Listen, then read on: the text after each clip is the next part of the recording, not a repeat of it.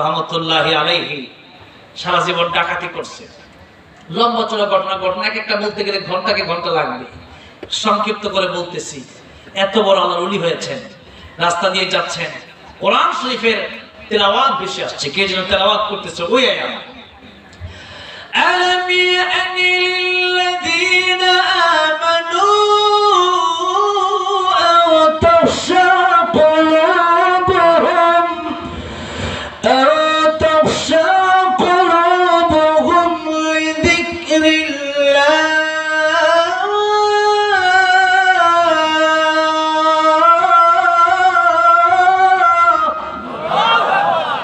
এখনো কি সময় হয় নাই চুরি বাদ দিয়া, জেনা বাদ দিয়া, ডাকাতি বাদ দিয়া, রাহাজানি বাদ দিয়া, মানুষকে খুন করা বাদ দিয়া আল্লাহর পথে ফিরে আসার সময় কি এখনো হয় না? আর কত চুরি করবা, আর কত ডাকাতি করবা, আর কত বদমাইশি করবা? এই কথা যখন তার কানে গেছে, ফুজাইল ইবনে আয়াজ রহমতুল্লাহ আলাইহি ওই কারি সাহেবের দরজায় এসে নক দিলেন। সারা ডাকাতি করে আসছে, চোখগুলো লাল হয়ে রয়েছে। নক দিছেন, কারি সাহেব দরজা খোলেন। কারি সাহেব দরজা খুললেন, খুলে দেখেন এটা কি ফুজাইল ইবনে আয়াজ নাকি আফজাল আমার ঘরে আসছে, লাল লাল দুটো চক্ষু নিয়া। ফুজাইল ইবনে আয়াজ রহমতুল্লাহ আলাইহি বললেন, কারি সাহেব আপনি যে তেলাওয়াতটা করতেছিলেন ওই তেলাওয়াতটা আপনি আবার করেন। কারি সাহেব ভাবলো ওই তেলাওয়াত করলে না জানি আমার চাকু দিয়ে ফাঁদ দেয়। কিন্তু ফুজাইল ইবনে আয়াজ রাহমাতুল্লাহি আলাইহি বলেন, কারি সাহেব আপনি ভয় পায়েন না, আপনি যে আয়াতটা পড়েছেন আপনি আবার পড়েন। কারি সাহেব আবার তেলাওয়াত শুরু করলো, আলাম ইয়ানি লিল্লাযীনা আমানু আও তাখশা কুলুবুহুম আও তাখশা কুলুবুহুম লিযিকরিল্লাহ।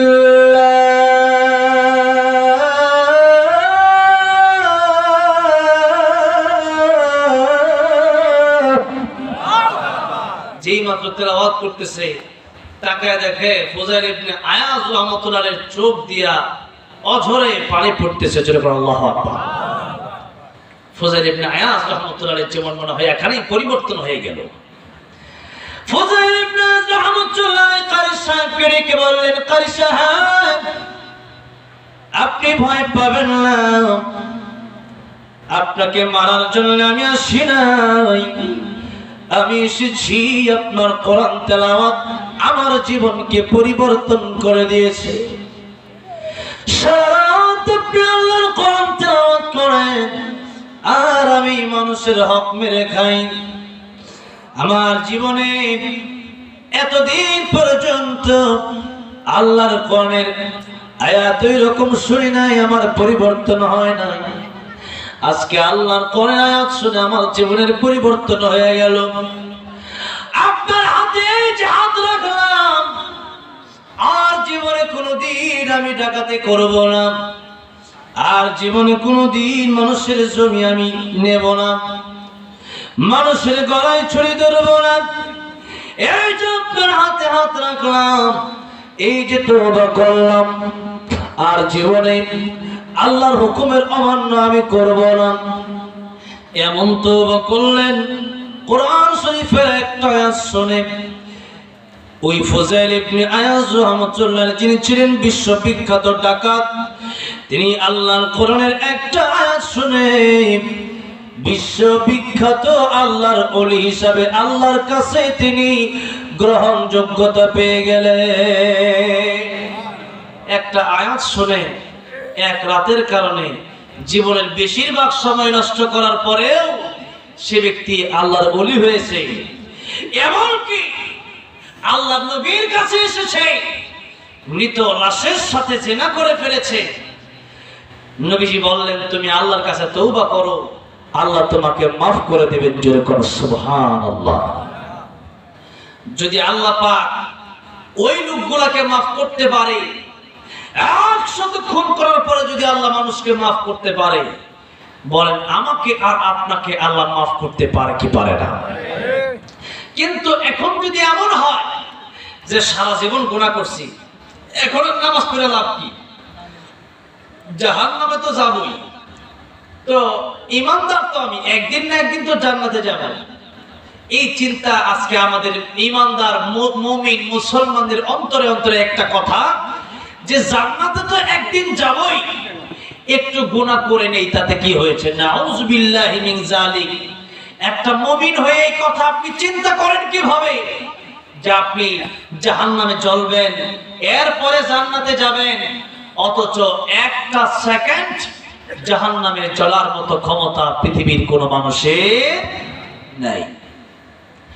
যদি একটা সেকেন্ড জাহান্নামে জ্বলার মতো ক্ষমতা আমার আপনার না থাকে, এক একটা মিথ্যা কথা বলার জন্য, এক একটা গীবতের জন্য, এক একটা কবিরা গুনার জন্য ৭,০০০ বছর যদি জাহান্নামে জ্বলতে হয়, তাহলে বলেন তো দেখি জীবনে কত মিথ্যা কথা না আমরা বলেছি, জীবনে কত ওয়াক্ত নামাজ ছেড়ে দিয়েছি, জীবনে কত মানুষের হক আমরা মেরে দিয়েছি, জীবনে কত শত হাজার কবিরা গুনাহ করেছি, তার কোনো হিসাব নাই। অথচ আমরা বলি জাহান্নামে জ্বলে একদিন না একদিন জান্নাতে যাব। লা ইয়ামুতু ফিহা ওয়া লা ইয়াহইয়া, না বাঁচবে না মরবে। মক্কা থেকে মদিনা শত শত মাইল, প্রায় ৪০০ মাইল, এত বড় এক সিনা থেকে আরেক সিনা পর্যন্ত আল্লাহ রাব্বুল আমিন লম্বা বানায় দিবেন ৭০ গজ পর্যন্ত। আবার নূরাবাতে আসছে ৪২ গজ পর্যন্ত এক একজনের চামড়া আল্লাহ মোটা বানাবেন। অতঃপর জাহান্নামী বান্দাকে ফেলা হবে, জাহান্নামী বান্দা চিৎকার করতে থাকবে, কিন্তু সেই চিৎকার আল্লাহ সাড়া দেবে না। ১০০০ বছর পর্যন্ত চিৎকার করার পরে আল্লাহ সাড়া দিবেন, কিন্তু যেই পানির জন্য জাহান্নামীরা চিৎকার করবে ওই পানি তারে দেওয়া হবে না। এমন গরম পানি দেওয়া হবে, সাথে যাকুম ফল দেওয়া হবে। সেই কাঁটাযুক্ত ফল যখন গলার ভিতরে যাবে, সারা শরীর আবার ব্যথায় আক্রান্ত হয়ে যাবে, শরীরের পেটের নাড়ি বুড়িগুলো ছেড়ে পেছনের রাস্তা দিয়ে বের হয়ে যাবে, পরে ছারখার হয়ে যাবে। আল্লাহ তাআলা আবার জীবিত করবেন, আবার মরবে, আবার জীবিত করবেন, আবার মরবে, আবার জীবিত করবেন। মানুষ আফসোস করতে থাকবে, এই জাহান্নামে আসছি, যদি গরু হতাম, যদি ছাগল হতাম, যদি ভেড়া হতাম, যদি ওই জঙ্গলের পাখি হয়ে যেতাম, আজকে কিয়ামতের ময়দানে জাহান্নামে আসা লাগতো না। মানুষ হয়েছি, আল্লাহ বড় সম্মানিত বানিয়েছিলেন, কিন্তু কিয়ামতের ময়দানে গরুর হিসাব শেষ হয়ে যাবে, ছাগলের হিসাব শেষ হয়ে যাবে, সাধারণ পশু পাখির হিসাব শেষ হয়ে যাবে। আল্লাহ সবাইকে মাটি বানিয়ে দেবে। এমনকি আসহাবে কাফের কুকুর, সেই কুকুরটা আসহাবে কাফের লোকদের সাথে জান্নাতে চলে যাবে, কিন্তু মানুষের যদি জাহান্নামে যায়, জাহান্নামের আগুন কেউ সইতে পারবে না। ওই জাহান্নামের আগুনে যদি জ্বলতে হয়, তাহলে মানুষ আফসোস করবে না তো করবে কি? আসহাবে কাফের কুকুরও যায় জান্নাতে, আর মানুষ যদি যায় জাহান্নামে, তাহলে এই মানুষ হওয়ার কোনো দাম নাই।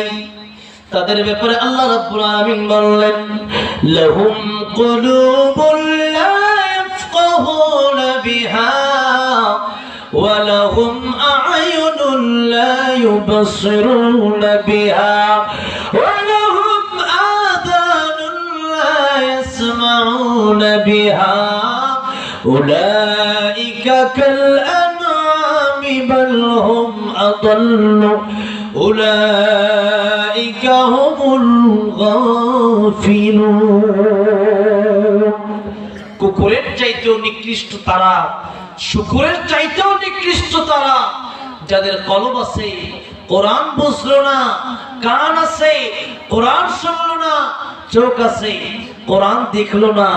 আমি আল্লাহ রাব্বুল আলামিন বলেছিলাম ফামান যুহজিহা আনিন নার ওয়া উদখিলাল জান্নাত ফাকাদ ফাজ ওয়া মাল হায়াতুদ দুনিয়া ইল্লা মাতাউল গুরুর। যে ব্যক্তি জাহান্নাম থেকে বেঁচে জান্নাতে যেতে পারবে ওই ব্যক্তি সফল কাম। এই দুনিয়াটা তোমাদের জন্য খেলনা ঘর, এই দুনিয়া ধোঁকা ছাড়া আর কিছুই না। কিন্তু দুনিয়াকে তোমরা প্রাধান্য দিয়ে 24 ঘন্টা 23 ঘন্টা সময় তোমরা দুনিয়াতে দিলে, 1 ঘন্টা সময় যদি আমি আল্লাহর জন্য যে নামাজগুলো আদায় করতে, কিয়ামতের ময়দানে সর্বপ্রথম নামাজের হিসাব নেওয়া হবে। এবং যে ব্যক্তিরা নামাজের হিসাবে কোন রকম পার পেয়ে যাবে, নবীজি বলেন তার আর কোনো চিন্তা নাই, নামাজের হিসাব দিয়ে যদি সে ব্যক্তি পার পেয়ে যায় আমার আল্লাহ সবগুলো হিসাব তার জন্য সহজ করে দেবে। কিন্তু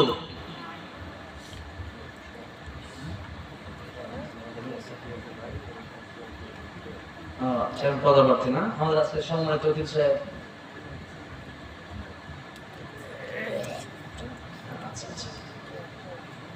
ঠিক আছে ঠিক আছে, যেহেতু উনি আসছেন আসলে ওনাদের অনেক ব্যস্ত, তারপরেও আসছেন, একটু কথা বলবে কি উঠবেন, একটু কথা বলবে শেষ করে দিচ্ছেন।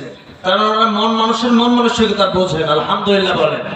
আর অল্প সময় একটু তাকবীর দেন তো, লিল্লাহি তাকবীর, লিল্লাহি তাকবীর, আল কোরআনের আলো, লিল্লাহি তাকবীর। আলহামদুলিল্লাহ। আপনি একটু বসে যান, যারা দাঁড়িয়ে আছে একটু বসে যান। অনেকে দোয়া চেয়েছে, সবার জন্য আমরা দোয়া করব। এই কবরস্থান, এই গুরুস্থান, আচ্ছা আবার আজানও শুনতে চাইছে, আমি তাও শোনাবো, শুনবেন? আমার যুবক ভাইরা আলহামদুলিল্লাহ এই সিরাজগঞ্জের মাটিতে হ্যাঁ গজলটাও গাবো ইনশাআল্লাহ। একটু সময় দিতে হবে, এখনো 12টা বাজেনি, তার আগেই আপনারা তাড়াহুড়ো করলে হবে না ইনশাআল্লাহ, সবই বলবো।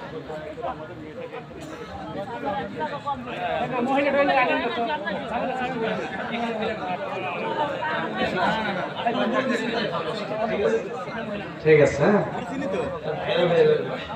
বুঝতে পেরেছেন?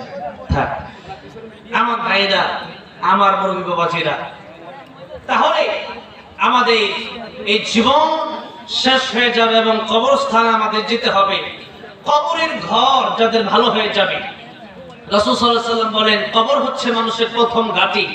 কবরের ঘাঁটি যাদের সুন্দর হয়ে যাবে, যাদের কবরের প্রশ্নের জবাব ঠিকভাবে যারা দিতে পারবে, তাদের পরকালীন সমস্ত ঘাঁটি, হাসরের ঘাঁটি, পুলসিরাতের ঘাঁটি, সমস্ত ঘাঁটিগুলো সহজ হয়ে যাবে। কবর যাদের জন্য খারাপ হয়ে যাবে, তাদের সমস্ত ঘাঁটিগুলো খারাপ হয়ে যাবে। এই জন্য কবর, এই কবরের চিন্তা আমরা সর্বক্ষণই করব, যে আমরা যা কিছুই করি না কেন এই কবরের চিন্তা আমাদের করা লাগবে। বিশেষ করে আজকে ওইরকম কথা আমি বলবো না, তবে একটা কথা বলে দিতে চাই। সে কথাটা হলো দৈনিক কমপক্ষে 100 বার মরণের কথা আমরা চিন্তা করব। কয় শতবার? 100 বার মরণের কথা চিন্তা করবো, যে আমার মৃত্যু আজকেও আসতে পারে। কারণ আমাদের অনেক ছোট ভাইয়েরা মরে গেছে, এরকম ছোট ভাইরা আছে না? আমার বয়স 24 বছর, অনেক আমার বয়সের চেয়ে কম 20 বছর বয়সের, 19 বছর 18 বছর থেকে নিয়ে একেবারে শিশু বাচ্চাও কবরে গেছে, আছে না? আজকে জালুকাঠিতে 11 জন মানুষের মৃত্যু হয়ে গেল। তারা ঘুরতে বের হয়েছিল, তারা যদি জানতো যে এই বাসে তাদের মৃত্যু হয়ে যাবে তাহলে হয়তো তারা সেই গাড়িতে উঠতো না, ঠিক কিনা বলে? গতকাল ফরিদপুরে 13 জন মানুষের মৃত্যু হয়ে গেল, তারা যদি জানতো হয়তো তারা সেই গাড়িতে উঠতো না। অথচ আমি আজকে প্রায় 7-8 বছর ধরে প্রোগ্রাম করি, প্রতিদিন এমন কোন দিন নেই যেদিন আমি গাড়িতে উঠি না। কিন্তু আমার সচরাচর গাড়ি অ্যাক্সিডেন্ট হলেও আমি কোনোদিন অ্যাক্সিডেন্ট হই নাই। বলেন তো এটা কার রহমত? আল্লাহর রহমত। তো একজন মানুষ দেখা গেছে জীবনে গাড়িতে উঠে না, ঈদের পরে একদিন উঠছে যে একটু ঘুরতে যাই, মারা গেল। আর আমি সারা জীবন গাড়িতে ঘুরতেছি, আমার মরণ হচ্ছে না। তার মানে হায়াত মত কার হাতে? আল্লাহর হাতে। তাহলে মৃত্যু যে কোনো সময় আমাদের চলে আসতে পারে, এই জন্য মৃত্যুর কথা আমাদের চিন্তা করতে হবে। মৃত্যু